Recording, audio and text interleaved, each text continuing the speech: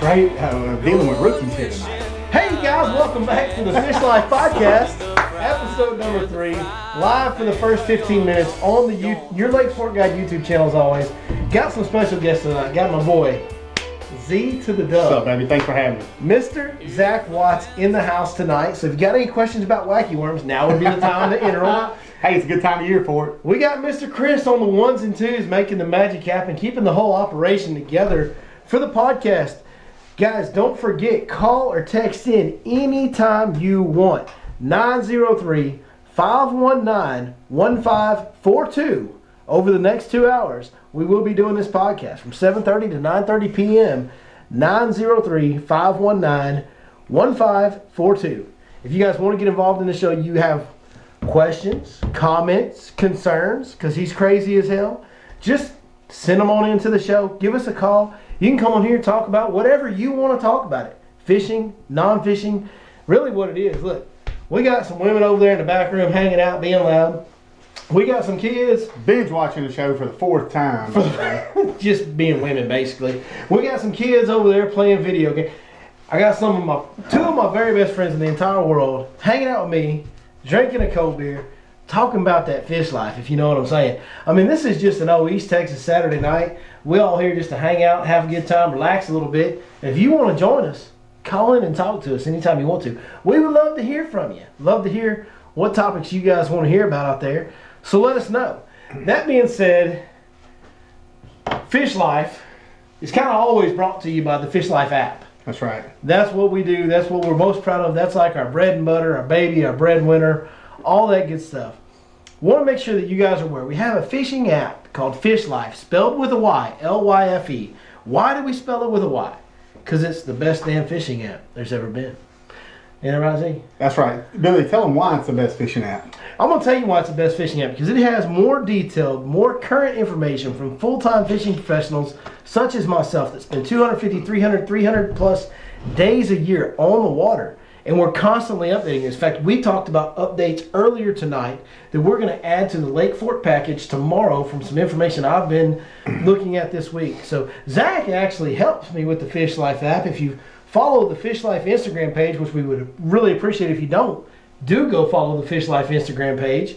Zach actually runs that. He helps me run kind of the man behind the scenes, the backbone, if you will, of the app itself. I give Zach a lot of data and info, but Zach is the man that kind of makes the engine happen on the back end of the app, and we have Mr. Glenn as well. That's right. Mr. Glenn does a great job too, converting the waypoints, sending them over to me, and I get them posted up to the app.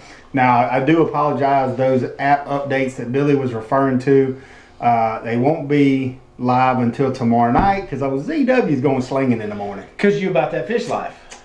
That's all I'm about. ZW is definitely about the fish life, and that's why I brought him on board.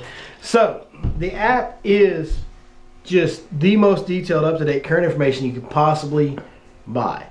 Now, as far as lakes, we have Lake Fork, of course. That will always be our home lake. That's our motherland. It's the Goat Lake. The Goat Lake. It's where we call home. We have our East Texas Power Plant lakes, which include Lake Monticello, Welsh Power Plant Lake, Brandy Branch Reservoir, Martin Creek Lake. So those are the 4 lakes on the power plant package. We also have Lake Conroe, where they just had the big tour at, and boy, according to the guys that, we got loss of connection here, boys. Dude, we're live, bro. We're live. Anyway, notice I said that with the door closed, though. Lake Conroe, big tournament down there, right?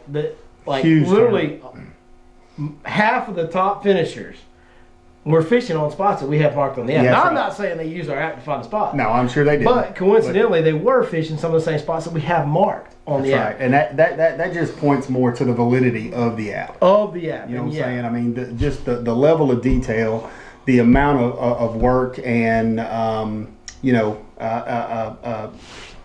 investigation, but searching, finding these spots, right? Providing the level of detail. Not only are you going to get a waypoint, folks, you're going to get a waypoint. You're going to get a description of the area. That description may be shallow flat adjacent to a channel swing. It may be 3 ditches come together to one big channel swing. It's going to tell you why we have marked that spot, and why those fish are going to be there. And what baits to use against not only that, what to throw. So, Lake Conroe, Lake Falcon. One of the big packages on there that I know a lot of the DFW anglers that also fish Lake Fork, Ray Roberts. Ray Roberts. Ray Roberts is on there. That's a huge DFW fisher. That's a big one. A lot of big tournament stringers get caught out of there. A lot of people struggle on Ray Roberts because it can be a really tough. It's similar to Fork in that way. Big fish, big stringers in tournaments, but it can be kind of tough. It can be tough. So Ray Roberts is on there as well. Be sure you check that one out. And we've got some more DFW lakes in progress, kind of coming in the future, I believe. That's true. This is true. We're still working on adding more lakes. And Lake Falcon is now permanent. It is permanent now. We were doing a temporary package on Falcon. It's permanent. So, I think we've about talked the old Fish Life app to death. Chris, do we have any viewer questions already? Would you rather tie on a Carolina rig for tomorrow? No. Or, go ahead, or what? Because the answer is or what. Whatever. Go ahead. What's the next one? no, it doesn't make any. Oh, you got A-rig. A-rig. An Carolina A-rig. rig or A-rig? A-rig. Alabama rig, definitely. Right now, Alabama rig. Main Lake Point's Alabama rig. It's cold. Water's still cold. Yeah, Alabama rig for sure. Water's still cold, but one of the things, we have had two warmer, if you will, days and nights. So that's going. And honestly, I'm really not going to really be fishing either one of those. I myself, being the kind of guy that I am, I'm going to be back there with a cheddar bait and a lipless crankbait in the back of them grass flats. That's right. On them ditches and drop offs and creek channel swings and all that. Yeah, so I know a couple days ago when we had that hard cold front come in Tuesday, Wednesday, the fish that you were catching up shallow actually moved out. Now, when we say moved out, it doesn't mean they moved back out to the creek. 16, 17 foot of water. They didn't leave what the it creek. means is they moved off of their shallow flat back into that creek bed. Now, their shallow flat may be in 2 foot of water, and that creek bed may be 3.5, 4 foot of water, but they just moved out just a little bit. Is that correct? That's correct. That's absolutely what they do. You're spot on, brother. Any more questions? T-Lo said, will the wacky be the go-to tomorrow, ZW?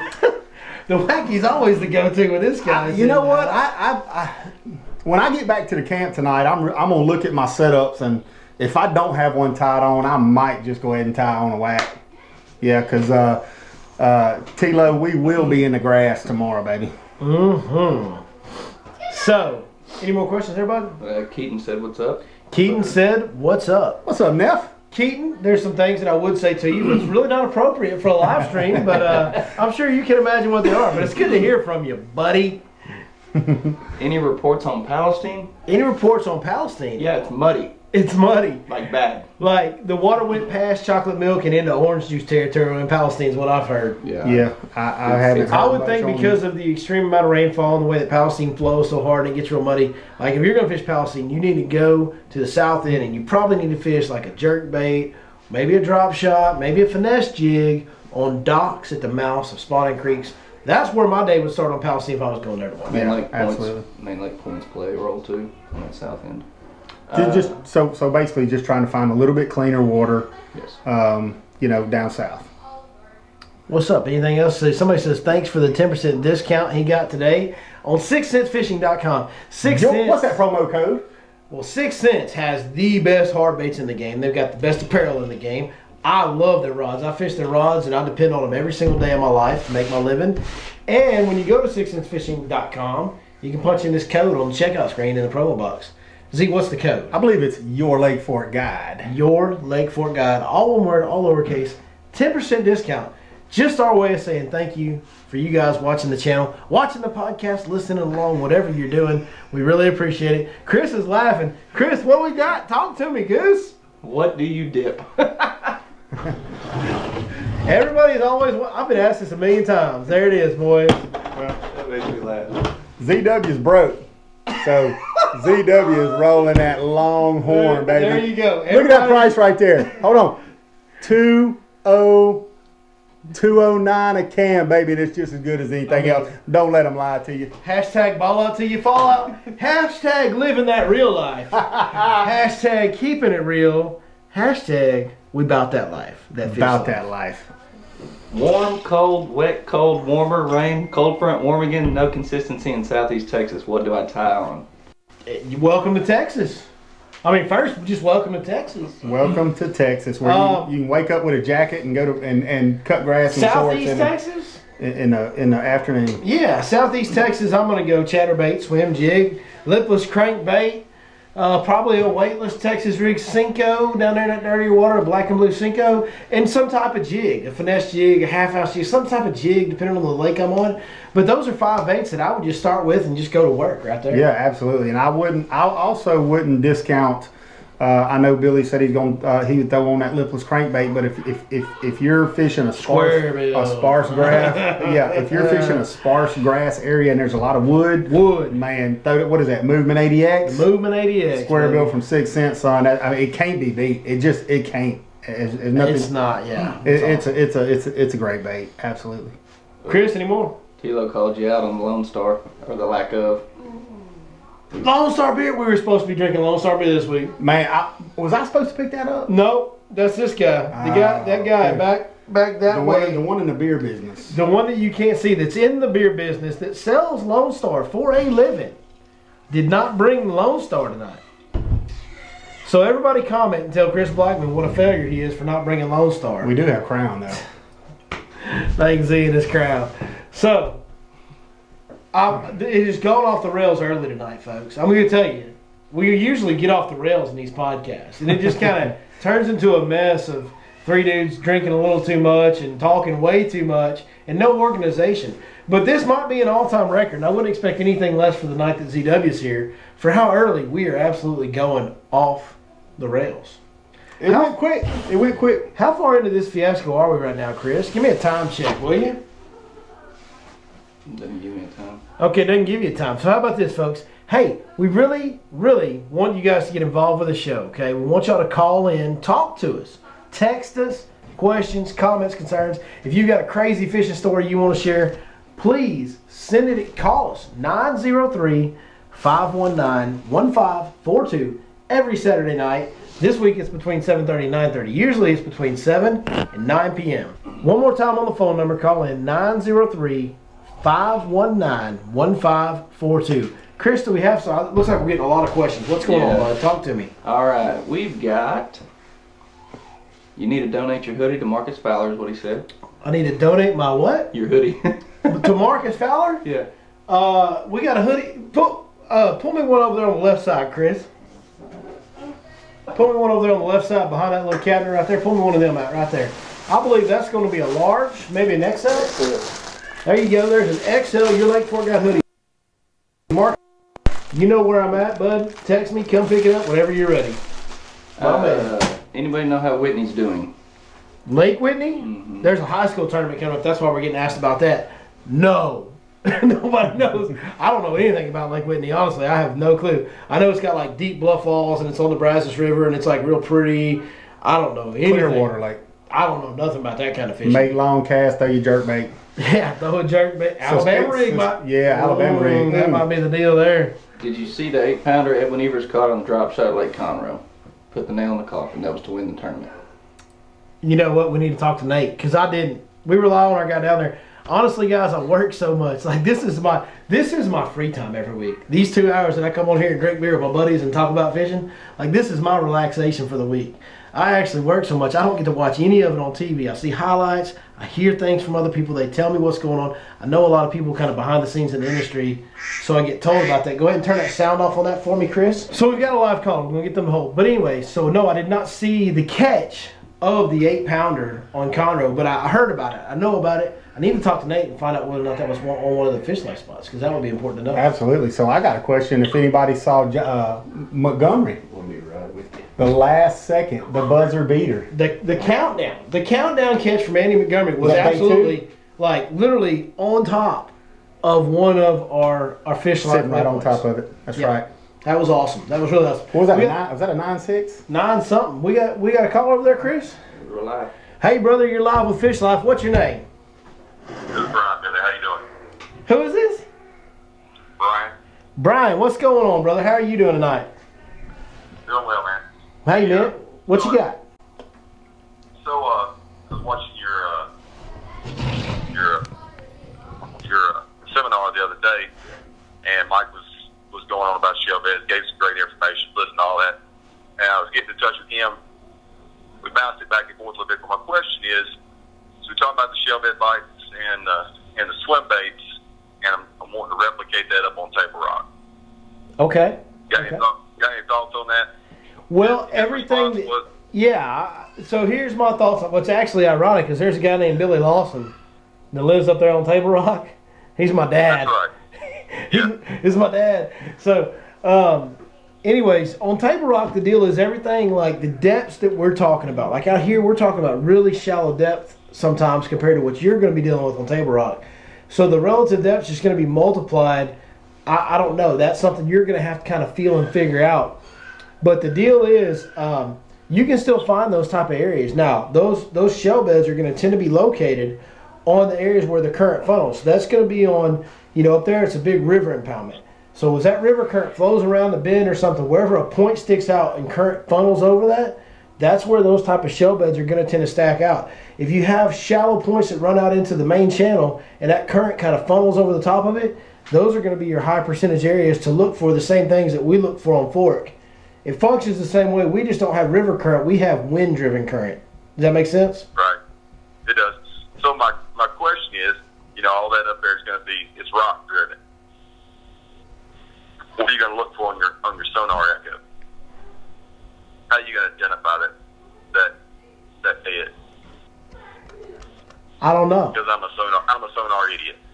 Yeah, I don't know. Here's what I would say. What kind of electronics unit do you have, sir? Lowrance. Okay. So if you go to Pallet 13 on Lowrance, your best bet is going to be to go to Pallet 13. Now, if Table Rock, pretty much the whole bottom content's all rock, correct? Correct. So your bottom on Pallet 13, your bottom content will show up brown. And what you can do is, if the rock is actually showing up brown, and you'll know right away, because if the rock's not showing up brown, your whole bottom will be green, real hard return, bright green, because your hardest return on Pallet 13 is green, but the dirt's actually a different color than your return colors, and that's why I'm telling you to use that, because if you can get that rock bottom on Table Rock to show up as brown, well, when there's anything besides that rock on top of it, it will show up as a different color. It'll show up as green, yellow, something like that. Something softer. And that's actually what I use, because I'm real simple on electronics too. I use Pallet 13 even on Fork because the dirt is brown and the clay is brown, and whatever shells start stacking up on top of it, it shows up as a green, hard green return, and it really helps me see them real easy on my sonar. Okay. So try Pallet 13. Would you still expect a double echo even though you're coming off that hard ass rock? Yes, when you get the shell bed, that's a question we really need to ask Mike to be 1,000% sure. I would think it would show a double echo. But I'm not as great about knowing the science behind how them graphs function as Mr. Mike is. Okay. And what's the chance Table Rock will make it to your app? What is the chance that Table Rock will make it to my app? In the immediate future, not real good. Now, down the road, we intend to have some different app options and some different things that we're going to do. We're never going to stop working to expand that app. So, at some point, yes. But like as for this year or this spring, maybe this year, but this spring, most likely, probably not this spring, bud. Sure. Yep. Okay. All right, brother. I Hey, appreciate it, Billy. man, thank you so much for calling in, bud. We'll talk to you soon. Thank you. All right, take it easy. All right, bye. Thank you, Chris. Man, that's awesome. That's so cool, dude. Look, we've been doing this for 2 weeks. Like, this is the third week we've done this. And we got a dude calling in from halfway across the country, talk fishing with us on a Saturday night. Man, I recognize that 479 area code as soon as it come in because my brother-in-law lives up in North Arkansas. Yeah, I recognize it because my dad. Oh, yeah.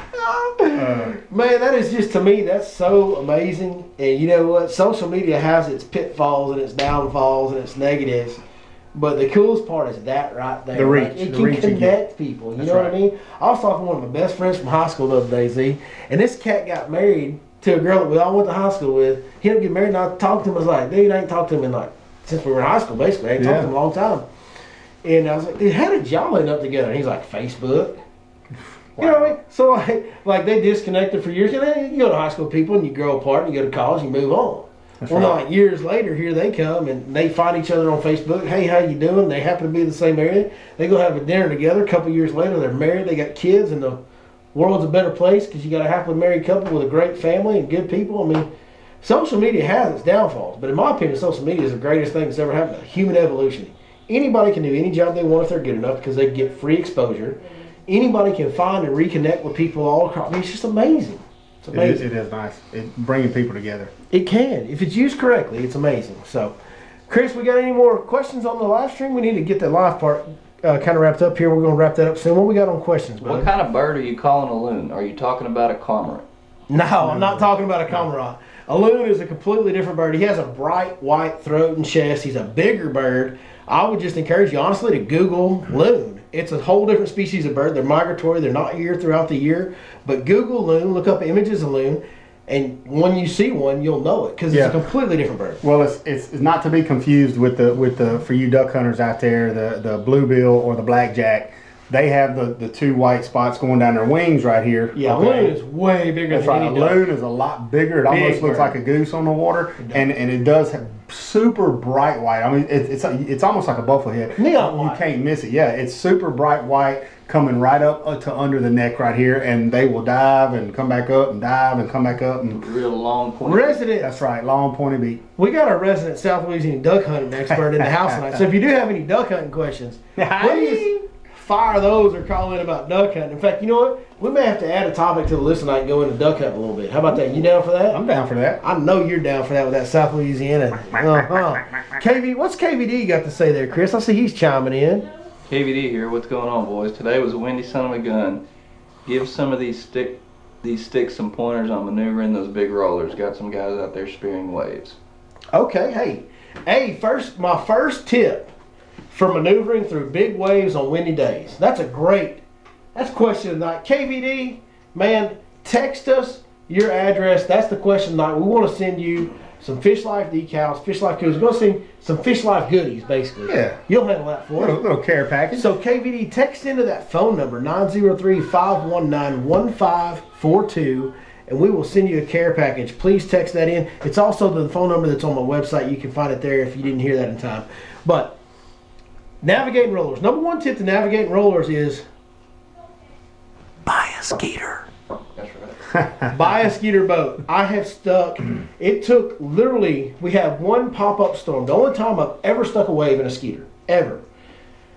We had a summertime storm that kind of came out of nowhere, surprised me. I got stuck. I had a long idle out of where I was coming. I couldn't run through the trees and stuff, and the storm got in front of me, and we had 70-mile-an-hour straight line winds. But we had waves that were legit 6 to 7 footers on fork. It's the biggest I've ever seen fork. And I was trying to run going with them at kind of a 3/4 angle. The worst angle possible. That's right. That's the only time I've ever in my life stuck a wave on a skeeter. Stuck a few, had water in the floor of the boat. We slowed down and kind of had to grind our way through those a little different. But all right, so when you're running like today, go ahead. If that's tip number one, I'm going to say tip 0.05, wear your damn life jacket. 1000%. Wear your PFD. First, you're right. Scratch that. Number one is wear your life jacket and your kill switch. That's right. That's tip number one. Tip number two is buy a skeeter boat. You won't stick near as many waves as you will some other brands. I mean, I'm talking about a guy that's been on the water all his life, and I've been in a bunch of different brands of boats, and I promise you, you will not stick as many waves in a skeeter as you will in any other brand. When the conditions are like that, if you're out fishing and a pop-up storm comes up with the 20, 30 mile an hour, straight line winds, is the trick to kind of get up on top and just try to stay on top of the rollers? Well, the number one trick, is going to be to run directly with or directly against. Right. By that, I mean you want to be perpendicular to the wave. So if the wave is coming this way, you want to be running your boat this way, whether it's with it or against it. Now, with it's a little tougher to stretch them sometimes. And by stretch them, I mean make your boat reach from the top of one wave to the top of the next. Into it's real easy to stretch them, but it bumps you a lot more. Yeah. It's a rougher ride. It's a rougher ride. But it's safer as far as sticking a wave and anything like that goes. So if at all you can run direct, if it's a wide open lake where you can run directly with them, directly against them, that's the thing to do, number one. And your second best option is to run what I call running the trough. You got the waves and they kind of go like this right here. Coming sideways at you. Well, you got to anticipate. This is a thing that takes time and experience to learn. You have to anticipate those waves are moving forward, so you can't just go straight down the line of the wave, or you'll be doing this the whole time, bouncing from one trough to the next. So you kind of got to get that pace that the wave's moving forward. Keep your boat in that trough as it goes. try to run inside the trough in the low spot in between the two waves. That's right. And you know, sometimes that's going to call for you to be running your boat at half speed. Yes. You know, not white knuckling down the lake. That's one of the biggest things is just don't get in a hurry. Yeah. Don't get in a hurry. You know, taking a beating, taking a bouncing is a lot better than taking water. Absolutely. Filling your whole boat with water. You know, that's a bad situation, obviously. That's the two best ways to run it. Now, on Fork and on a lot of East Texas lakes, you don't always get to pick your angle. The wind will be rolling, and you just kind of got to take what it's giving you. When you have to run 3/4 with it or 3/4 against it, that's the worst. And that's when it just gets to a point sometime where you have to trim up a little bit, trim up about 1/2 or 3/4, tuck in on the backside of a wave, okay, and just grind it. And just stay on that wave. That's what I had to do that day we had those 7-mile winds.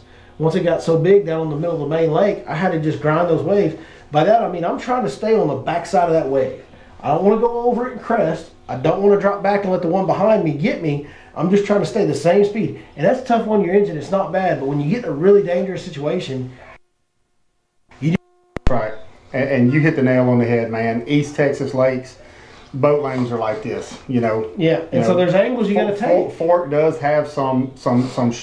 Fork has straighter boat lanes than other lakes I've been on, like Lake of the Pines or Toledo Bend.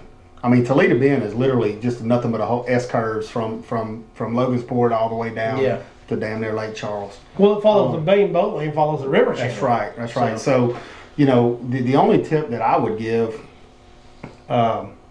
is, you know, like Billy said, try all you can do to either go go head into it or head away from it, right?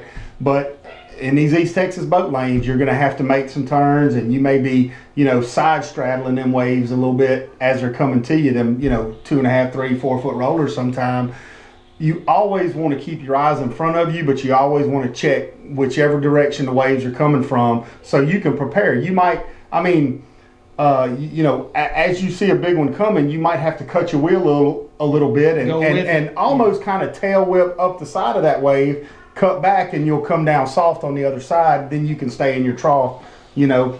Yeah. But just always pay attention at not a 45. I don't think you need a 45, but you know, you're paying attention straight ahead, but always glance over about 25 degrees the direction the waves are coming from, so you can prepare for that. What do they call them on Deadliest Catch? The rogue waves. The rogue waves. I mean, you know. That's right.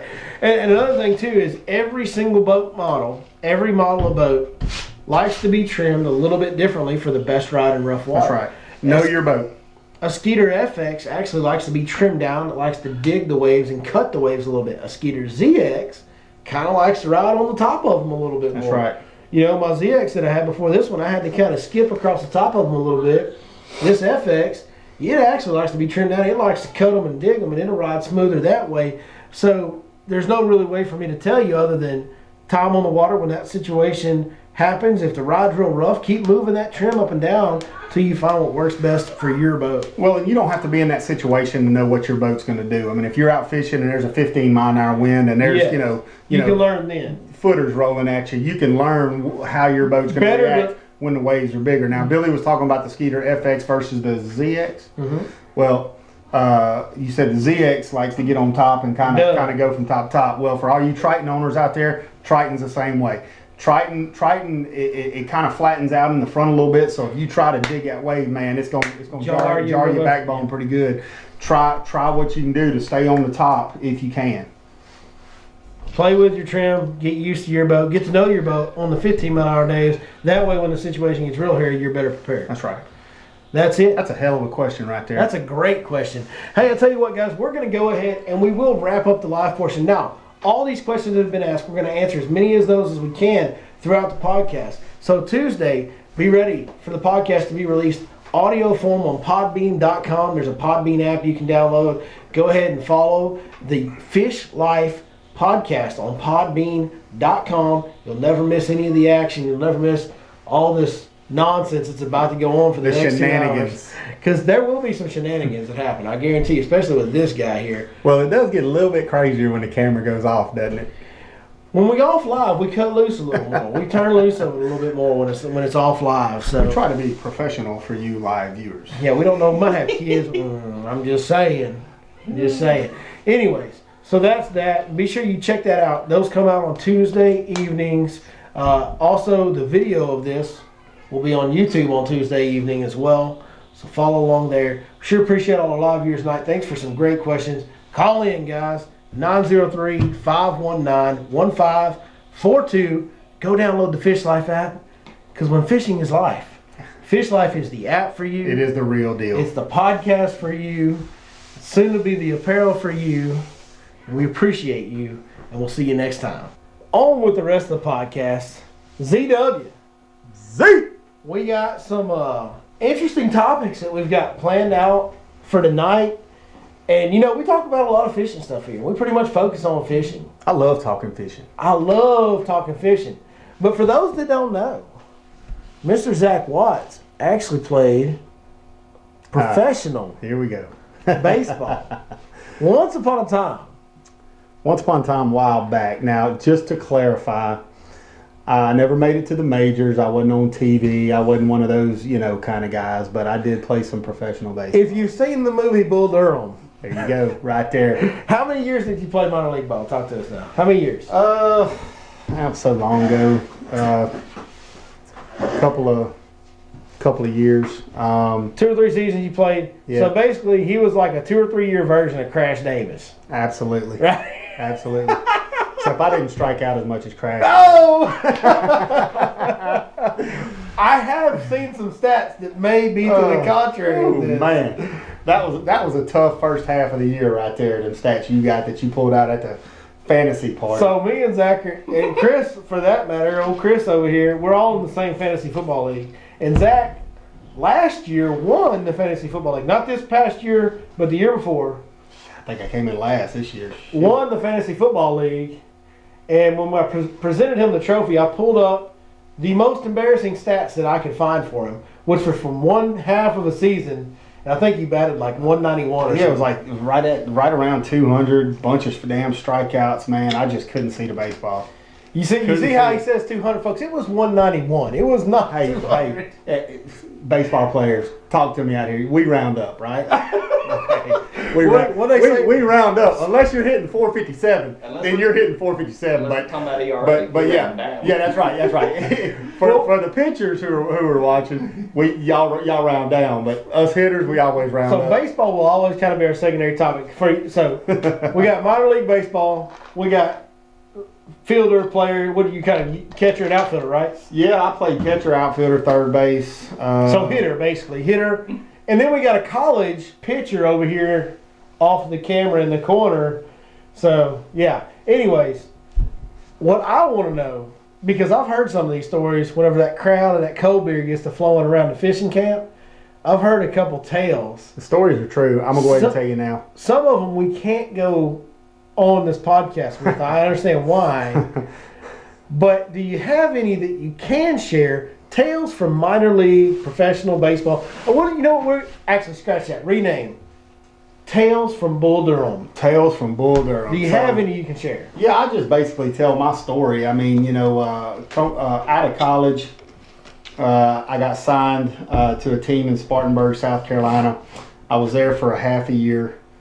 At the break, the All-Star break, I got moved up to Glens Falls, New York, and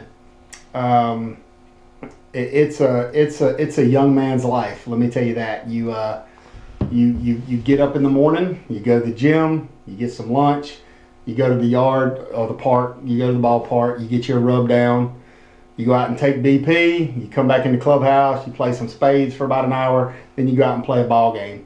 Now, here's where it gets interesting.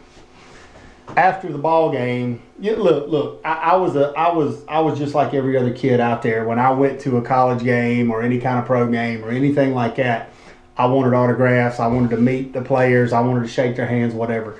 So I tried to, after every game, unless I got ejected, which happened a couple times. Well, that doesn't surprise me knowing you. I did. I do have a couple of ejections under my belt, but every night after a game, I tried to walk the fence, shake hands, sign autographs for the youngsters. And here's where it gets funny.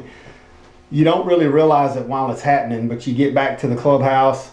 You start taking your uniform off, and as you're unbuttoning your shirt, little pieces of paper are just falling out everywhere. And you're like, what is that? Well, you eventually you figure out what it is. But like the first night or two, you're like, what is all this? Well, once you when you're on the fence signing autographs, people are pulling at you. Hey, how you doing? This is a great game, this and that, blah, blah, blah. And you feel your shirt getting tugged all the time, and you don't think nothing of it because you sign autographs, moving to the next one. Hey, kid, how are you? Well, when you get back to the clubhouse and you start taking your uniform off and these little pieces of paper fall out, it's girls' names, where they're going to be later, their phone numbers, stuff like that, and you have no idea who, It just must have been terrible for a young fella. It was terrible for an engaged young fella. Well, that's actually. You know what? Basically, what I did is I just piled them up and just gave them to the guy in the locker next to me. Now I was good. I went home and got my rest for the next day's ball game. Believe that. Sure, we'll go with that story. Now, I heard something about a fight in a championship. Can we talk about this? Year one, when I got moved up to Glens Falls in the Northeast League, I played for the Adirondack Lumberjacks, and we was playing the Albany Jerk-Offs. I don't know what they were, but they were jerk-offs. The Albany Jerk-Offs. That's a farm system for the Yankees, in case you were wondering. Yeah. So the game before we played them, it was championship game. So we played one game at our place, one game at their place.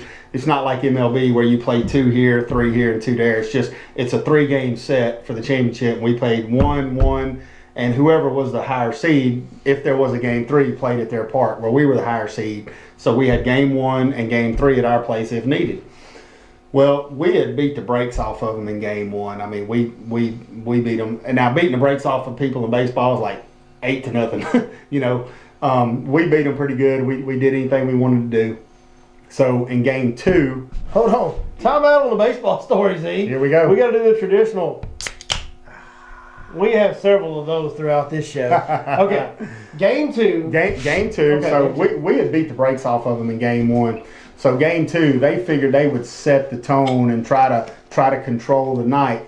And what I mean by that, and Chris is a former pitcher, he knows what I'm talking about. In the first inning, they went after our 3-hole hitter. Oh no! All right. No. And that ain't no good. And what I mean by that is they threw one high and tight, right about the shoulder, neck, ear hole area. And I was 4-hole hitter.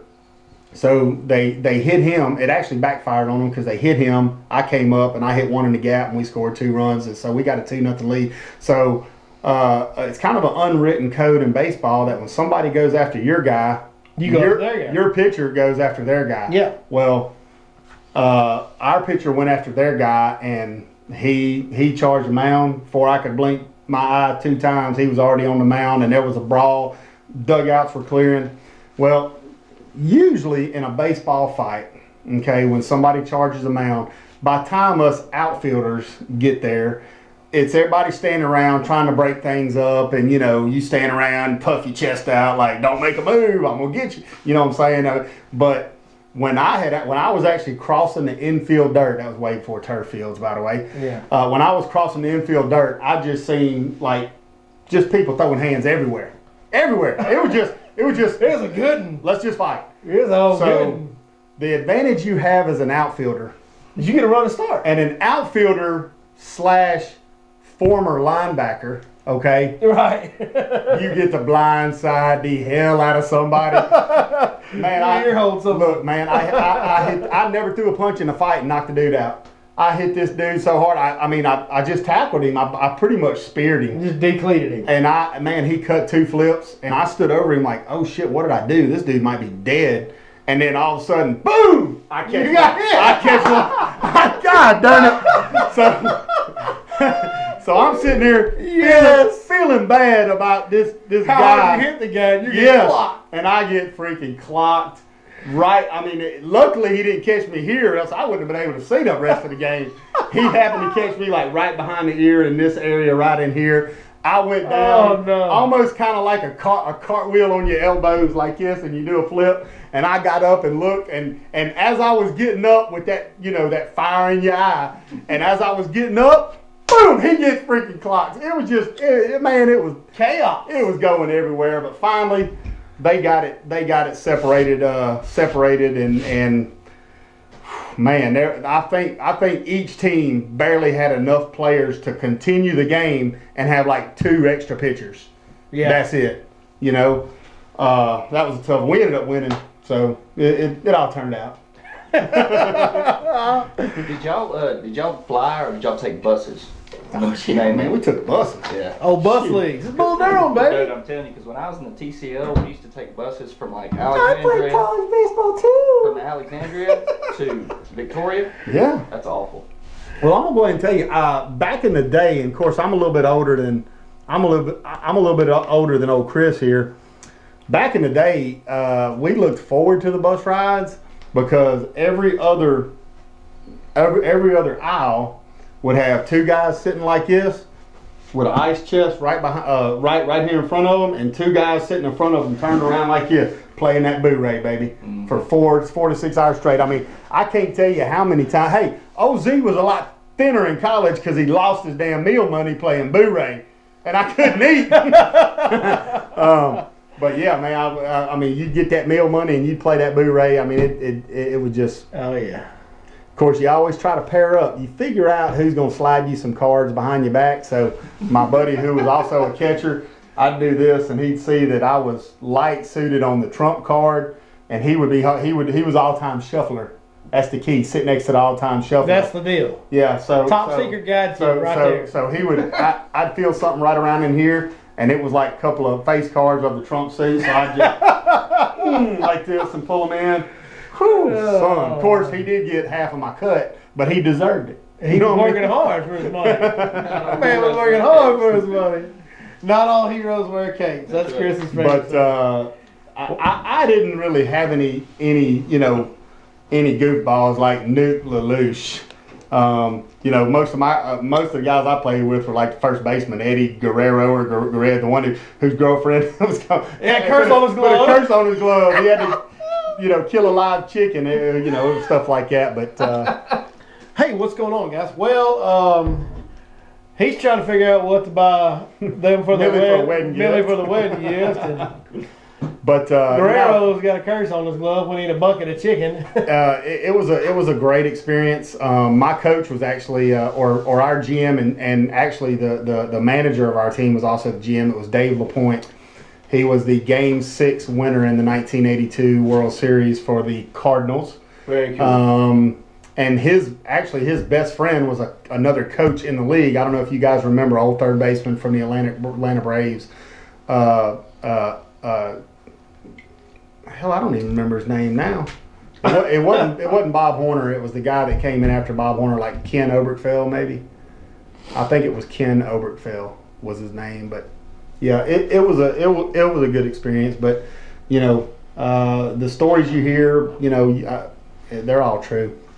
After the game, when we'd go out to a local establishment, if you will, I mean, we never had to pay for anything. We, cops stop us all the time, and they just let us go.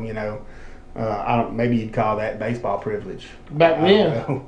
I don't know that things really go down like that, because even growing up in Texas playing high school football, we got away with a lot of stuff we shouldn't have. I don't think it really happens the way it used to. Chris, Mr. I played college baseball too. You got any crazy stories from the college days that you can that are appropriate to share? I actually only have one that's appropriate for the podcast. Okay, well, let's hear it. So, lights out at 11.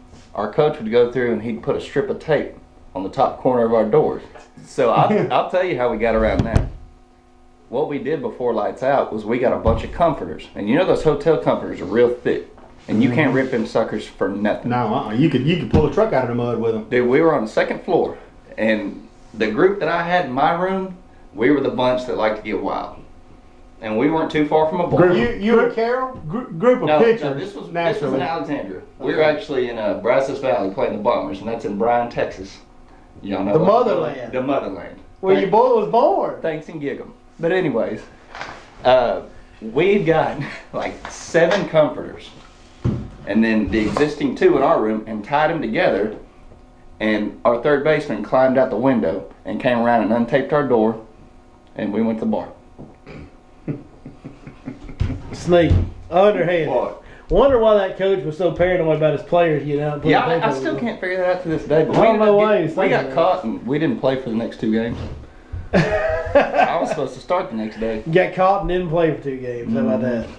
See, that's the life of a pitcher, though. They can go out and and screw up. Yeah. And they get suspended for 2 games. Well, hell, they ain't pitching They ain't for missed another nothing. 6. They ain't missed I mean, hell, I'd want to get suspended too, rather than just have to sit there and watch baseball games. Mm-mm. My goodness, man! I'll tell you what. These podcasts never cease to amaze me. Some of the directions they can take. They can slide off. I mean, we're not They talking can about slide fishing at off all. in the gutter. We're not talking about fishing at all, but I'm having a blast. No, but on your comment about the pitchers, we're always the one that come up with the best rain delay shenanigans. Absolutely, absolutely. Always. 1000%. Tell you what, let's try to rein it in. Let's bring it back to fishing for a little bit. Chris, I know we had some more of your questions when we were live earlier. Break that down. Give us some questions there, bud. One of them was best tasting duck. I do remember that. Best tasting duck. Go, Z. To me, it's a wood duck. I'm going to go wood duck or green wing teal. Why is that? You know why? Because they don't eat fish. They don't eat fish at all. They like Straight acorns grain. and grain. Mm-hmm. Like bluebills, canvasbacks. I know you're not asking me like But I'm I telling don't you, know. I'm telling you, bluebills, canvasbacks. Even mallards will eat. Even mallards will eat little fish. Minnows and stuff. And it does something. I don't know what it does, but it does something. But wood duck to me is you can't beat it. You take that wood duck and you breast it out, and you got that breast in your hand, and boy, you fillet it over. You fold it over, and you shove as much cream cheese and jalapenos as you could possibly fit into I'm it. already in. You fold it back over. You wrap it in bacon. I'm in. Let me finish for the audience. Okay, I'm sorry. You fold I'm it getting back. excited. You fold it back over. You pin it 2 or 3 times, and you grill the heck out of it with your seasoning of choice. I personally like tiger sauce. It's a mixture of tiger sauce, raspberry, pomegranate salad dressing, brown sugar, Tony's, Dale seasoning, and when I say Tony's, I mean Tony Sasher's, Dale seasoning, and some Worcestershire, and I'll mix all that up, mix it up, and I'll just baste it the whole time. Now this is exactly, well, not the seasonings are different, but as far as the taking the breast, putting the cream cheese, jalapenos, wrapping in bacon, that's exactly how I've always done dove and quail. Yeah. Now So, I can't. A little different seasoning though. I don't know what it is about a dove, man. I love to shoot them because I mean, to me, down in South Louisiana, you dove hunt to practice for duck season, right? That's what we do, and I just You don't like eating dove? I don't like to eat dove at all. Man, really? Dove to me is too dark. It's too much of a dark meat. Duck, you can Well, I like that dark meat. you can soak that duck breast in salt water and change it out every probably hour for about 6 hours. Ooh, son. Italian dressing works really good. Man, I Just like that dark meat. old Daddy Frank, son. Yeah, that's it. That's old Daddy Frank right there. That's old Pop right there. Yeah, I actually like dark meat. Like chicken, I like dark meat better. So the dove is like my deal. Now, do you ever eat quail? I have never eaten a quail. I've never shot a quail. You I've may never not like seen a quail, damn 'cause it's quail. dark meat too. It's real dark meat, but I love It's quail. amazing. I actually won some stuffed quail at some fundraiser for a football team back in Haynesville, Louisiana. Some hands come out here to Texas and did a quail hunt and killed 50, and they stuffed 25 of them, froze them, and you could bid on them. And I said, what the hell? I bid on them and won them. Never ate the damn things. Don't know why. I just didn't. That is really a shame. I'm upset. I'm so emotional. I need you to get in that hunter. Give me a beer. In the grill routine? Continue. Yes, sir. Yes, sir.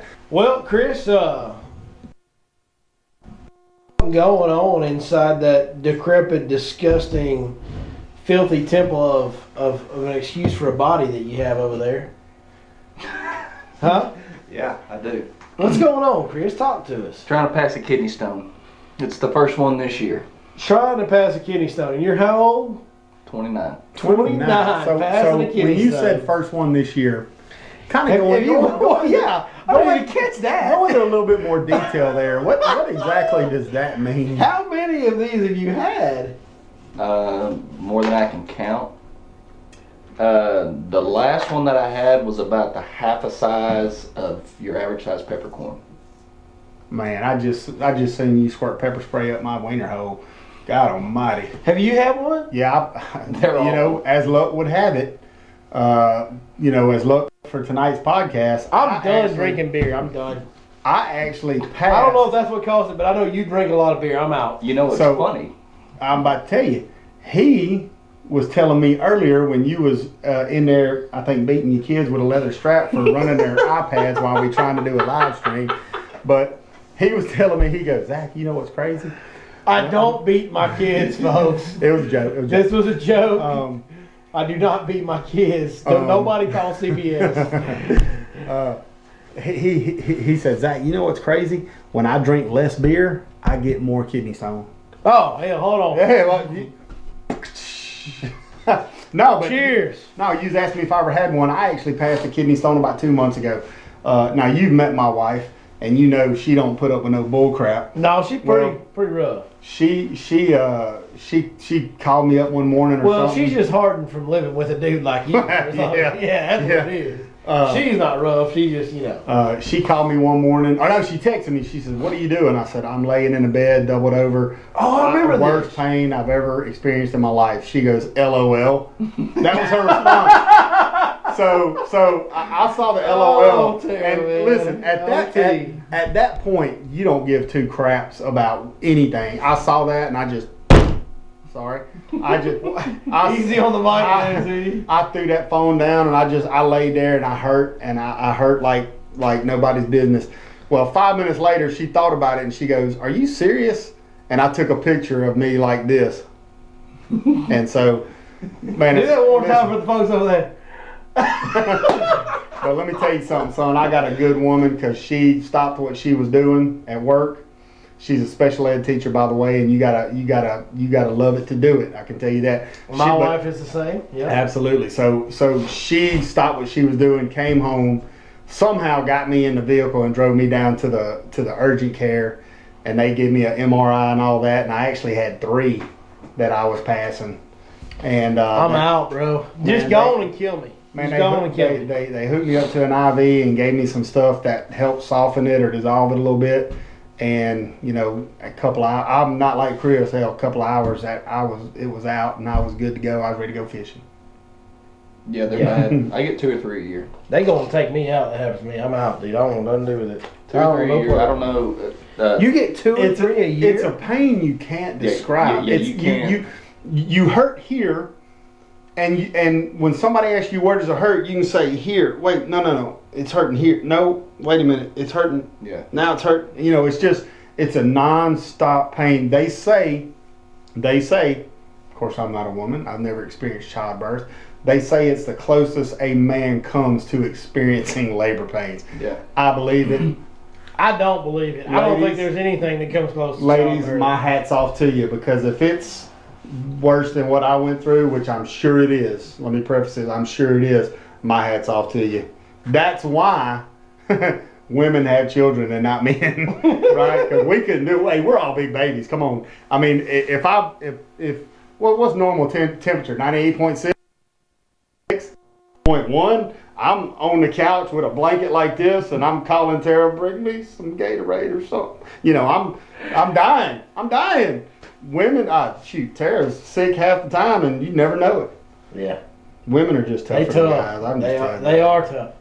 Like, they may not be tough like if they get like a cut or a bruise, but when it comes to everything else, they're 10 times tougher than we are. There is no doubt about that. I agree with that.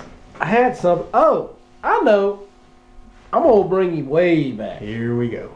I'm gonna bring you way. No, it's not done bad. I'm gonna bring you way back. We're gonna bring you back to fishing a little bit. Good. Okay. Because this is supposed to be the Fish Life podcast. I don't think we Fish talk Life about fishing podcast, hardly at all baby. tonight. But that's okay. Because Fish Life is not always about fishing. Because, you know, we kind of just do life together. You're like one of my best friends in the world. You're one of my best friends in the world. And we kind of do everything together and talk about everything. So it's That's all right. good. I don't mind. It's not We literally talk 2 or 3 times every day. 100%. every day. Every day. All three of Every us. single all day. 3 of us.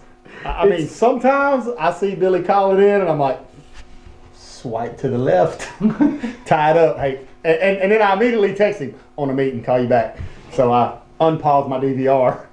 Okay. Not really. Don't worry. There's times when the same thing happens to you. So it is what it is. I knew if I was doing it to you, you had to be doing it to me. Sometimes So, rescue me is just too good. rescue me. That's a great show. All I know is when Billy actually got me into. I didn't watch the motorcycle show. Sons of Anarchy. Sons of Anarchy. Great show. I never watched that show while it was on TV.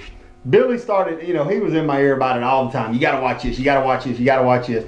So I'm sitting on my deck one night, and my nephew and my niece and my precious little baby girl was Special over there. K. Yeah, they were over there, and they were going raving about Sons of Anarchy, and I was, or Sons of Anarchy, however you say it. And I said, well, I guess I better watch it, man. You just said it twice the exact same way, by the way. Go ahead. It took about 10 minutes of that show to know It's so good. I was gonna You're in. absolutely love it. So while I was going through my binge watching of that, which I don't binge watch like a woman. I like to make things last. You do. So I said I remember this conversation because you were telling me like you were managing out your episodes. 2 episodes a day. Dude, what are you That's doing? it. Screw that. Just watch it. It's awesome. 2 episodes a day. And then I was a bad And- influence.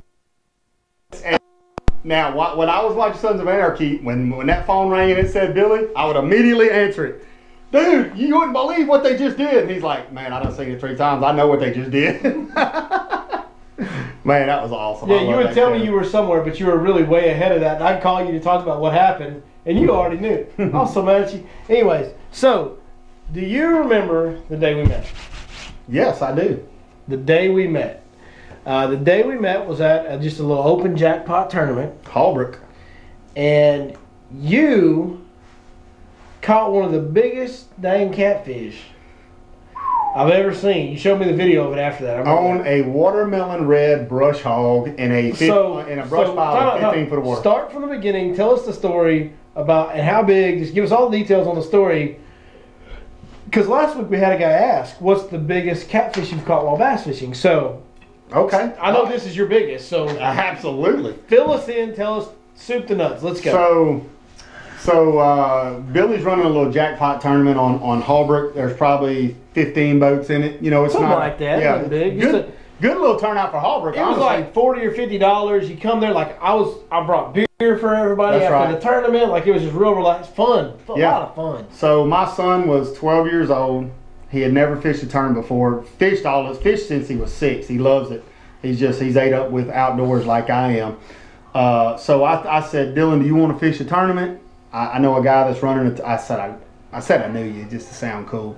I said, I know a guy that's running a tournament. Yeah, you saw the tournament on social media or whatever because That's I right. posted about it. Hey, anybody wants to fish, come out. That's You right. saw that. Matter of fact, I even texted you before the tournament. You did. Or I emailed you before texting. No, it wasn't before texting. text me? I didn't have your number, but I private messaged you That's it, you DM me. on that platform. It goes down in the DM, folks. Go ahead. I slid right on into down. his DMs. And he ain't left since. And that's the truth. That's the damn truth.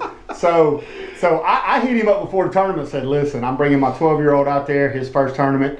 I've never been on the lake. I know how to fish, but I mean, what is there? Grass? Is it docks? I've never even heard of the lake. And I told you everything I knew. Did I not? Absolutely. He sent me a paragraph of man, these baits work good on this This is lake. the color. These areas, This- work, yeah. are better than others. Let me say. And I'm competing against you. Yeah, try to find this, try to find that, and I'm like, man, this dude's awesome. So we went down there and we're fishing this tournament. Now, probably about 2 hours in, we stumbled, and I literally mean we stumbled upon. We were going into the back of this creek, and at the mouth of this creek, we just started seeing brush pile, tree, brush pile, tree, and there was fish all over them. And so we backed out and started fishing that. Well, my son was Carolina rigging a fluke at the time, and he stuck one that was like 7 pounds 8 ounces. And we think we're doing good because we already got a couple of 3-pounders in the boat, the 7 whatever. And so I tie on a brush hog and throw it out there, and I'm trying to bump it real. Carolina rig? No, I'm Texas rigging this brush hog. Okay. I throw mine because if he's throwing Carolina rig, I'm throwing Texas rig. We'll see if they prefer one over the other. Gotcha. So I throw that Texas rig brush hog out there, watermelon red, and I did dye the little tails on the end of it. And man, you know how everybody's been, everybody that's fished has been through this. You don't feel a bump, you don't feel nothing. You just you reel in your slack, get ready to pop your bait and work it through that brush. Well, I reeled it up here, but my line was way over here, and that's the feeling you can't describe. That right there, you know. Boom! I leaned into that sucker. And when I leaned into it, I seriously thought I was about to take down Mr. Stevenson for the biggest bass in Texas. I thought I did, man. Look, back then I had a old. It was nice. It was a 17.5 foot aluminum weld express. Dude, we have got some awesome memories. Man, what are you talking about? So it's actually pulling my boat around, and the fish never surfaced. So after about 15-20 seconds, there was no jump, no nothing. I said, well, this is probably a big old Gasper Goo or shoe pick or something. So I keep fighting it probably 3 or 4 minutes, and all of a sudden about 5 feet down under the water, and it was cloudy that day, and the water was dirty. We had just had some big rains, but 5 feet down I saw this flash, and I said, holy jeez, what is that? Anyway, this fish was so big. Now, I've got one of them big, tournament bass fishing nets, right? This fish was so big that when Dylan scooped underneath it and raised up. With the net. Yes. Scooped the net underneath it. From the dorsal fin back was out of the net. Yeah. It was nothing but the head. And he, 12 years old, he's doing all he can to do like this. And the fish finally slips out. I got the fish worked up, and I grabbed him by the, I just grabbed him by that front lip and just kind of lifted him up like this. Now, this fish's head was about that wide. It's a big old flathead cat. Big old flathead. That's right. His head was about that wide, and he was probably long as, 3/4 of this table. He was, well, let me go from here so they can see it. Probably from this cup to the end of the table. That long is how big his fish was. So we're talking a 50+ pound cat. Oh, this fish was 60-something pounds if it was an ounce. And Dylan was videoing it the whole time, and then had to drop the camera when he got the net. Because this is what, at the end of the day, this is the first I ever met you. We talked extensively before the tournament, but I've never met you before. And at the end of when we were doing the weigh-in, you're like, hey dog, check this out. That's right. And that's right. Oh my God, this thing was huge. I mean, everybody who was fishing in the tournament wasn't worried about the weigh-in or anything like that. They wanted to see this video. No, it was crazy. Yeah. And I didn't even win big fish. It was so funny because the catfish goes into the net. Dylan scoops it perfectly, and it just doesn't fit. And Dylan's like this, and the catfish just goes into the net and then goes just like that. It just slides back out. It was the damnedest thing I ever seen. But anyway, we take a lot of trips down to Toledo Bend fishing. Now down there, if you spray your wacky worms or your brush hogs or Senkos, if you spray them with that garlic, okay, you're gonna catch one catfish out of every 10 bass. That's just how it is down there. Well, some Italian food eating catfish down there. Them are Italian cats. Well, so on, that's the kind of fishing I grew up doing. Is you try to cinch your baits up, or you try to make them look different. So that's what I did that day on Holbrook. I was spraying the heck out of my baits with that garlic spray, and I guess that's what kind of lured him to my bait, if you will. I don't know what it was, but that was a big old catfish. That was crazy. God, it was the biggest freshwater fish I've ever caught in my life. Now what was cool is another part that was kind of a fated day, because here we are You know, we're almost 10 years removed from that. You realize yeah, that? that's about 10 years Well, ago. Dylan was 12. Now, how old is Dylan? What, 20, 21, 20? 20. So that's 8 years ago, 8+ years ago, almost 9 years ago. And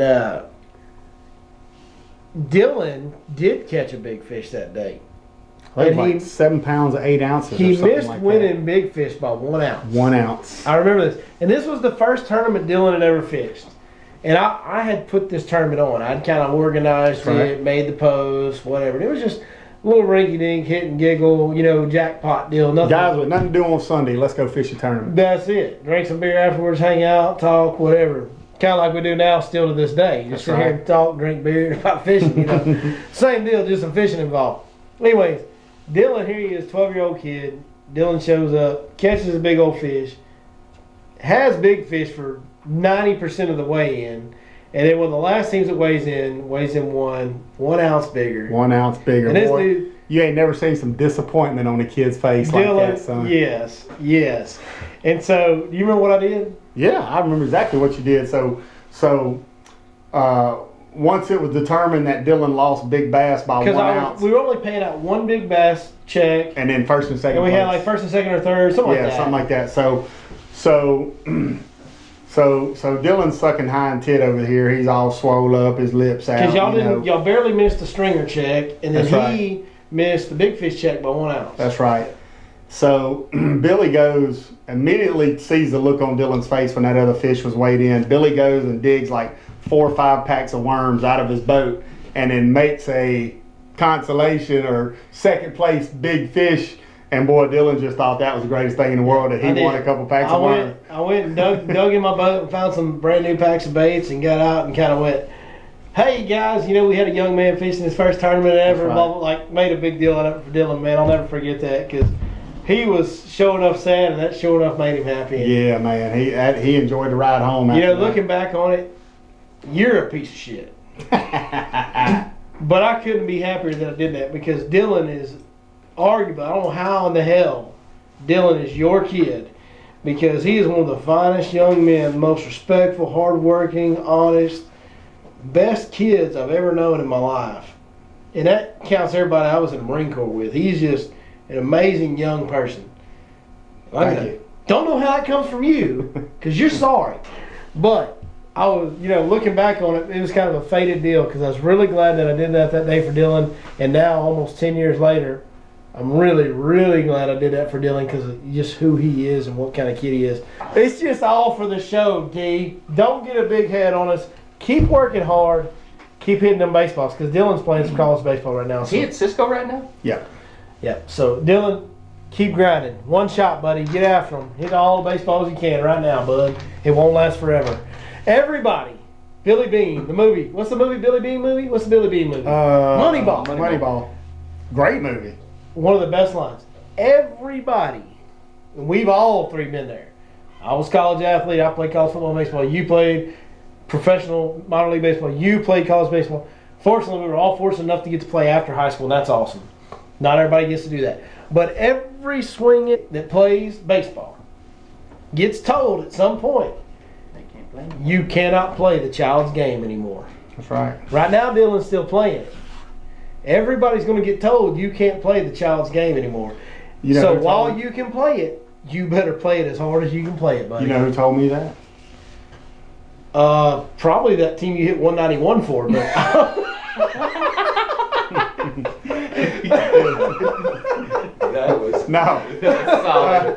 It was D's. D's told me that. No. In all seriousness, you want to know who told me? who told you that? Tara. Tara! She was tired of them numbers coming out of the laundry. She said, Han, we getting married in December, so you might You're want to get a done. real job. Get a real job. I'm tired of these phone numbers in the jerseys. So what I do? Well, What you do? She put me in the oil field. The whole. Oh man, That's even worse. you never know that I worked in the oil field. I didn't know that. I did know that just because we talked to each other enough, but 3 or no, 4 I would have years. never guessed that. That ain't the life for me. That's back when you were living in wouldn't- Haynesville, right? Yeah, I wouldn't wish working what I did in the oil field on my worst enemy. Well, maybe my worst enemy, because screw that dude. But But no, man, it was tough. I worked for an oil field services company that serviced downhole. So we were on call 24/7, 365. I can't tell you, in the 5 years I worked there in the oil field, I probably went out 4 Christmases. Oh. Yeah. Brutal. I mean, there is no Christmas in the oil field. I mean, I don't have any sympathy for you missing a Christmas because, I mean, I had the worst Christmas of ever in 2006. But, I mean, you want to talk about working away from home. I'm going to win that story every time. Oh, no. Yeah, okay. That's when you were overseas. Yep. And I snuck into that earlier. Yeah, when this happens, that's when the Marine Corps stories get let go of. So, hey, tying you back for 2 seconds with this crew. Neither one of us had anything to do with that. We're both drinking beer. But yeah, go ahead. Blame it on us there, see? Side topic. You know, we always talk about food a little bit too. That's an important thing when you're fishing, is especially when you travel to different lakes. It's like, where are you going to eat? Mm-hmm. Like, that's an important part of it. Well, guys, I hit a new one this week that I got to tell both of y'all don't even know about. So you fixing to get some knowledge dropped on you from the... Jump in that hunter for me. Oh, in the hunter, get the beer. And go ahead and just crack it right there in front of the mic. Pause. Everybody pause. Stop what you're doing, because I'm about to ruin. I'm just glad he's doing this before he's going fishing. There it is, folks. You know what time it is. I don't want my beard to taste like spikes. So, new featured... These beers. Oh, might attract catfish. Yeah. So, have y'all heard the latest challenge that me and Ronnie Kelly are going to do with each other? Fishing challenge? The Spike It Fu Manchu Challenge. Oh, yeah. Whoever loses has to put Spike It in a Fu Manchu on their beard, because both have beards, you know, like your beard. Ooh. So whoever loses has to do a Fu Manchu of Spike It on their beard. I'm gonna go ahead and tell you. You can come on, Brillo pad it, wash it, Clorox it. It don't matter. You're gonna smell it for a week. Yes, you will. You can't get rid of that with Ajax, I know. Then that's not the end of the challenge. You have to come home and immediately, as soon as you get home, try to kiss your wife. See how that works out for you. Ooh. Folks, if you don't know, Spike It is a very strongly scented chartreuse dip and dye. You ain't gonna know more than pull up in the driveway and she's gonna be standing there going, no. Billy be out there on his garage couch. I'll be on the garage couch. That's right. Slept out there a night or two. Oh, new food. So, new restaurant that you guys need to know about, because it's right there at Lake Fork. It's dang near on the water. It's I saw it today. I know what you finna say. I happened to see it. Go ahead. It's just south of the Big Mustang Bridge, between Big Mustang and Little Mustang. No, right across from the boat wash. I didn't see it. You didn't see it? I was on the other side. Right across from the boat wash place, just south of Little Mustang Bridge. Old TJ has the great car wash. And TJ, he'll detail your boat and do a great job, by the way. I think it's TJ's Car Care or something. Anyway, you can go in there and get your boat detailed, and TJ does a great job. I think he charges like $130, man. He does an awesome job. If you need to get your boat detailed, TJ is where I go. Right there, just south of Little Mustang Bridge on Highway 17. But right across the street from that, there's a place called Captain Jack's. Captain Jack, is it new? It's relatively new. I think he's been there longer than I realized he had been there. But Mr. Ken Donahue that owns Lake Fork Marina and Mr. Joe Spades, I was up the lake the other day, had some errands I was running in the afternoon. We went over and ate. And buddy, I'm gonna tell you something. They got a pork tenderloin sandwich. They fry up a pork tenderloin, put it on a sandwich. Sandwich is worth a pork tenderloin, but like the tenderloin's just sticking outside the bun. Wow. I'm already in. You can slide it over, like cut half off and have a whole pork chop for later. You know what I'm saying? Like, it is, and it's amazing. And I had the grilled chicken sandwich. Huh. Good for you. Easy killer. It's only because I'd eaten a big breakfast a couple hours before that. I'm not on that diet. It's because I'd ate 3 eggs and sausage for like 2 hours ago. So I was like, well, I can't eat all that right now. But yeah, Captain Jack's nicest guy. I mean, walked in there, guy was super nice. I'm sorry I don't know his name, but the man that was running it, the woman that was cooking, they were just so nice, and the service was great, and man, the food was like really good, really good. So Captain Jack's, if y'all out there listening, go hit up Captain Jack's right there just south of Big Mustang Creek for lunch, dinner, whatever, man. That's a great place. They were really good. Chris, talk to me, man. What we got? You got any good fishing stories or anything you want to talk about tonight? Let's take us some. Oh, I know one we need to talk about. Oh, good grief. This never starts good. This is a great fishing story. You're going to love this one. Was he a part of it? No, it's when me and you went out in that John boat on Palestine. Oh my God, I almost forgot about that. This is the very first time you and I ever fished together. Is this the first time we fished together? That's right. This has been a lot of years ago, folks. Probably 6 or 7. It's been a long time, buddy. It's when we first met. We hadn't known each other for a year or Hey, we more. busted them that day on Palestine too. So we'll tell the whole story here. You chime in when you need to, whenever you want to. We're going to tell the whole story from top to bottom. Take it away. So me and Chris are working together at a beer distributor over here in East Texas, old GG Distributing. Good old Miller Coors products, all your craft import needs, Dos Equis, Corona, Shiner Bock, all that good stuff.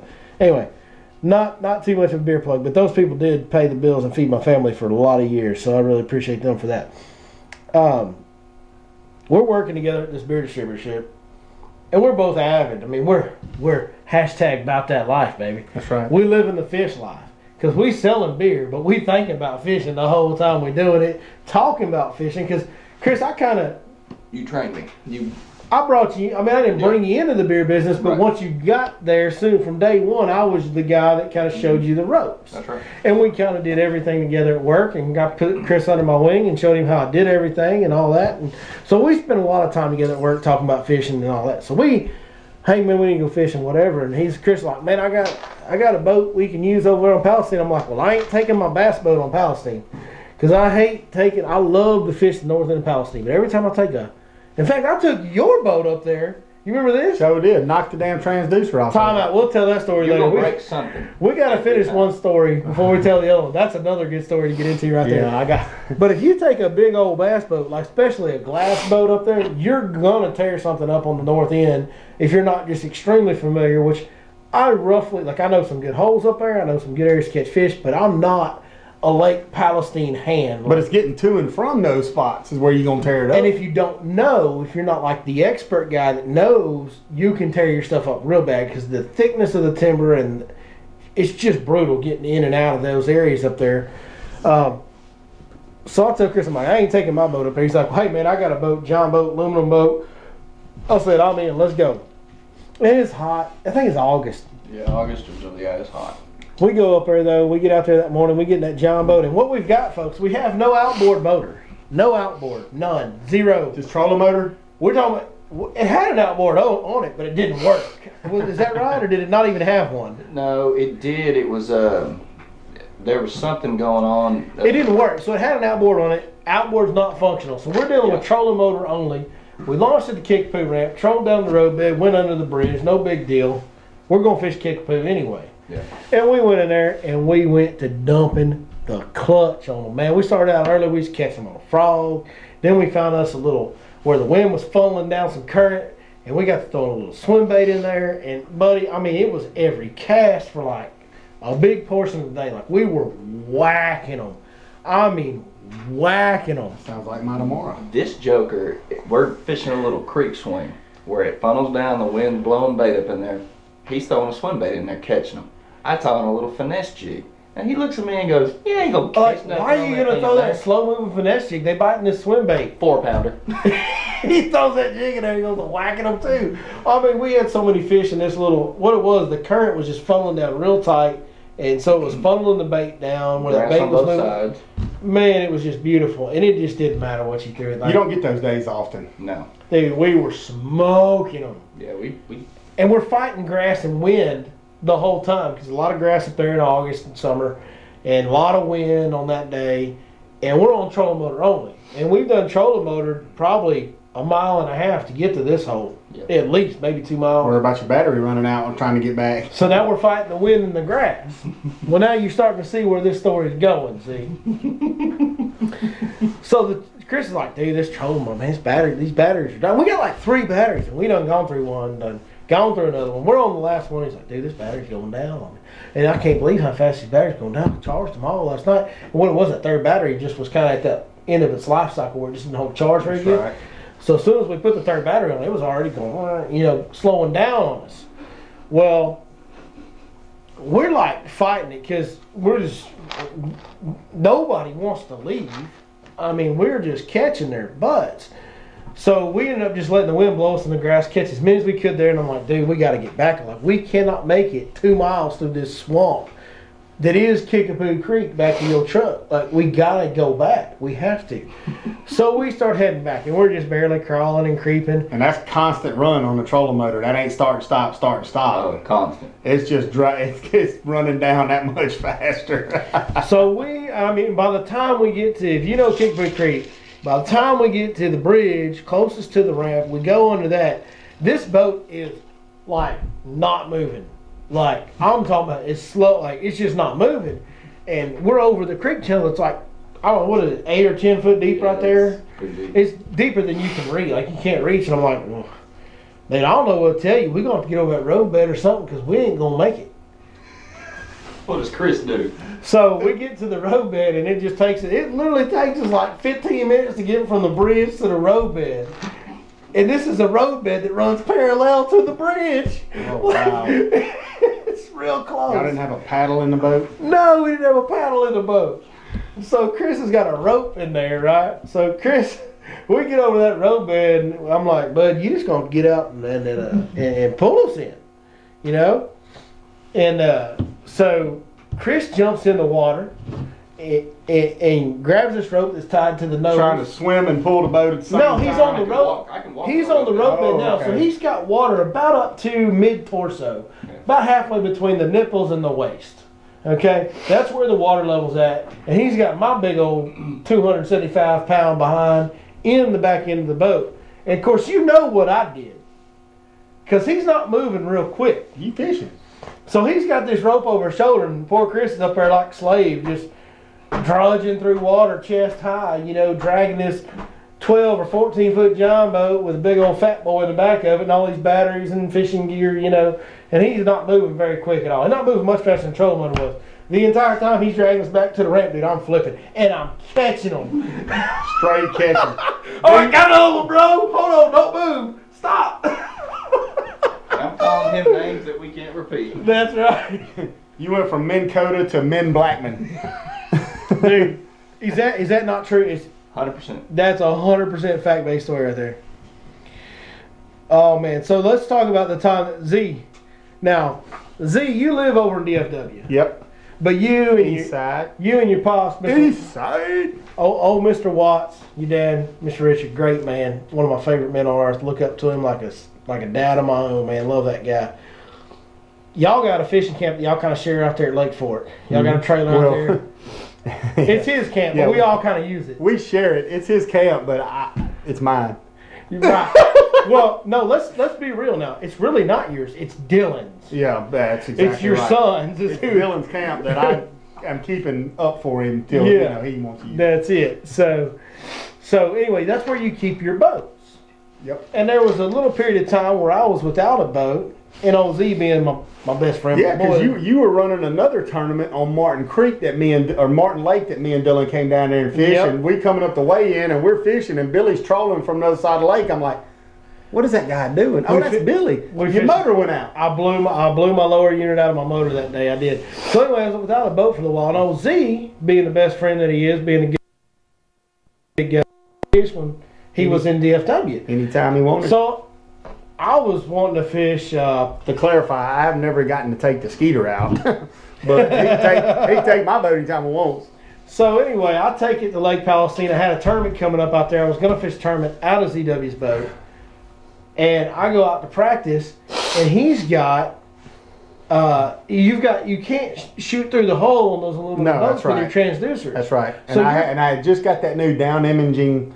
So your transducer is sticking out off the back of the That's aluminum right. boat. Well, I get back there and get hung up in the stumps on Lake Palestine. Like we said, if you don't know where you're going, you can get hung up real bad. That's right. I literally ripped the transducer off the back of the boat and almost sunk your boat on Lake Palestine. That's right. So you know, Billy calls me and tells me what happened, and I'm like, all right, dude, it's no big deal. I mean, that sounds like an easy fix. We'll just, you know, put a little bit bigger screws in it, throw a little silicone in there. Well, Billy said, I done got it fixed. Son, when I actually got back to my boat and saw it, the transducer was sitting fine, son. It looked good back there, but it was sitting on about 4 inches thick of silicone. It had a gob of silicone that big on the back of my boat, and one little transducer sitting in the middle of it about that long. It was so bad, bro. But I wanted to make sure that sucker didn't leak. you weren't getting, and you never got any more water in it from that hole. Not from that hole. not from that hole. But Well, look, guys, we have talked a lot tonight. Do anything else y'all want to hit on? Just to let you know, I'm gonna whack them tomorrow. You're gonna whack them tomorrow. You're going fishing tomorrow. Where are you going tomorrow? I'm going out east. You're gonna head out to Power Plant Lake tomorrow, I'm huh? going to a power plant lake. I'm on. Lake Welsh. I'm gonna go to Welsh, and I'm thinking about throwing a wacky. So old Wacky Watts. So here's the deal, guys. I took some guide trips earlier in the week out to Lake Welsh because we have some really cold weather. And I just, I'm always honest and upfront with all my guide clients. And I told a couple of them, hey, Fork's tough for numbers. Yeah, can you catch a big fish? Yeah, absolutely. You catch Lake Fork. And it's pre-spawn, like the big fish are there. But if you want to know that we're going to go out and we're going to whack them, we need to go to Welsh or one of the other power plant lakes, We did take one trip to Martin Creek this week.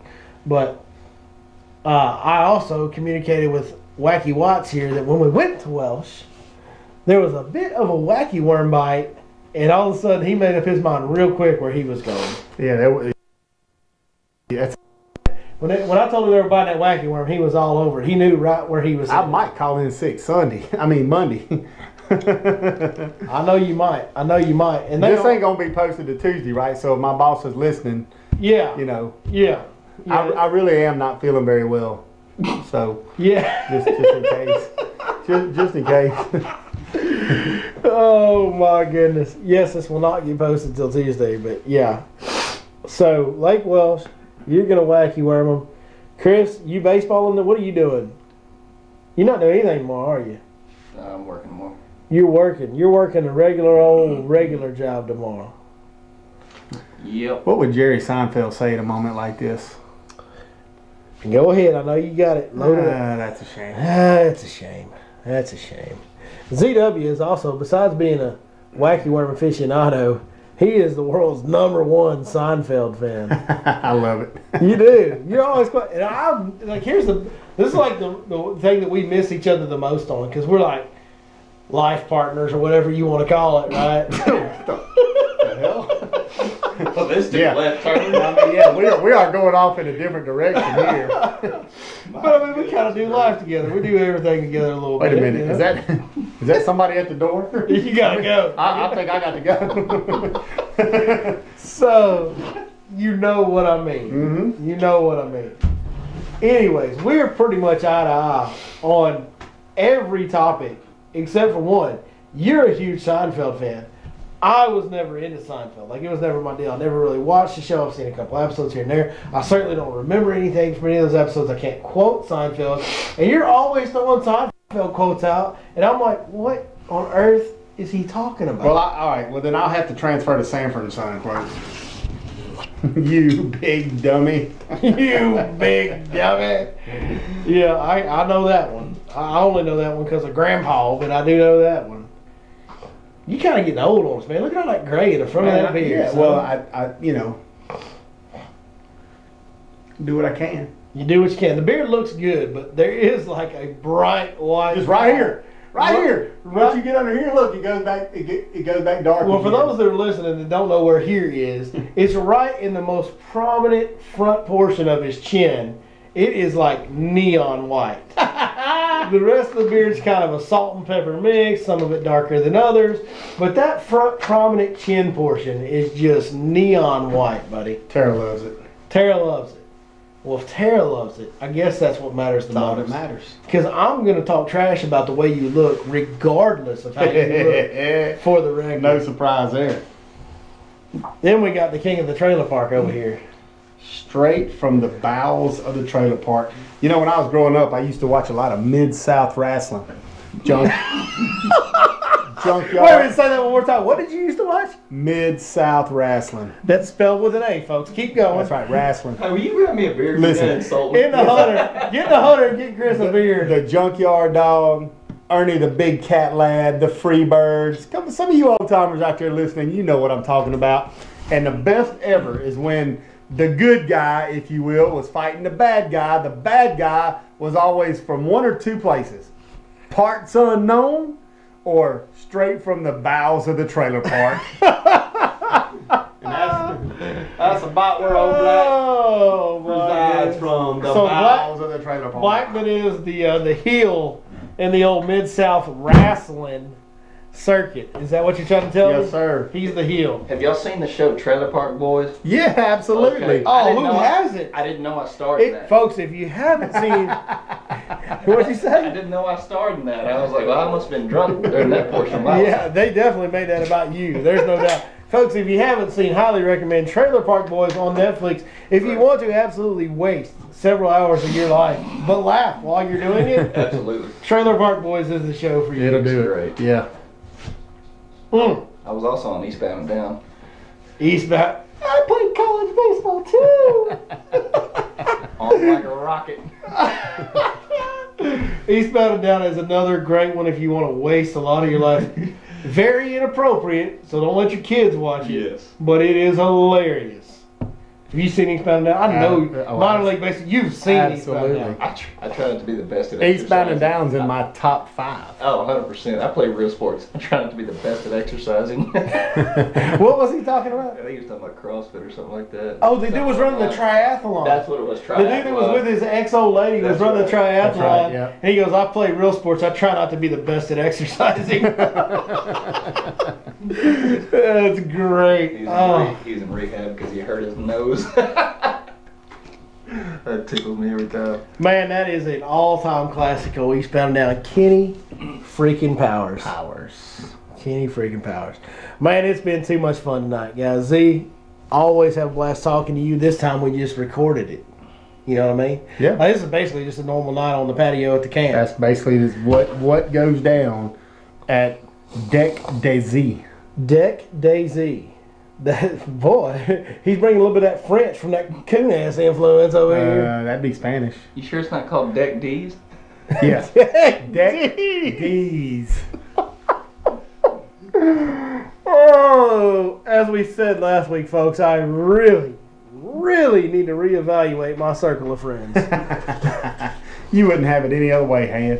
Well, Chris, man, thanks for keeping everything. Did we miss questions on here? If we have viewer questions, we can answer those real quick. A couple of them disappeared. They've gone from now, so we lost them. So if we missed Got to your most of them. If we missed your question tonight, we 1,000% apologize for that. We went a little off the rails, as usual around here. 903-519-1542. We had a caller tonight. We had a caller last time. We'd like to get 2 callers next week. That'd be great. Just move on from there. We're just starting this thing. We know it's not getting a lot of attention yet, but we really don't care because this is so much fun. Like, I appreciate each and every one of you that listen to this. I really, really do. And I hope that somewhere you get some entertainment or some relief or something out of it. Well, and they're the reason we do it. Absolutely. They are the reason we do it. But in all honesty, this is a lot of fun. I'd probably do this. We'd be doing it regardless. Yeah. Let me rephrase. Y'all are the reason it's now a podcast. Yeah.